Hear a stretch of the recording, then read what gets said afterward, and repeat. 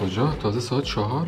آقای مدیر اگه روزایی که بیشتر کار داریم باید بیشتر بمونیم، روزایی هم که کار نداریم میتونیم زودتر بریم دیگه. خانم عسکری تایم کاری تموم شده. من هنوز 4 ساعت دیگه میتونم کار کنم. واو. خانم محمدی اون مشتری عمده‌ای که بهتون گفتم باهاش تماس گرفتین؟ نه باهاش تماس نگرفتم، چون حداقل بخوام باهاش تماس بگیرم 20 دقیقه زمان میبره.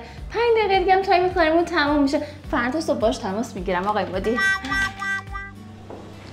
خسته نباشید خانم عسکری. گوشی شرکت هم میبرین با خودتون؟ بله، من جواب مشتری ها رو بدم، نمیشه بی جواب بمونم. واو. آقای مدیر من هفته آینده دارم میرم سفر، 1 هفته نیستم، گوشیم هم خاموشه. اوکیه دیگه؟ اوکیه. خسته نباشید. آقای مدیر من 3 هفته دیگه سه‌شنبه 1 ساعت مرخصی میخواستم. اوکیه برو.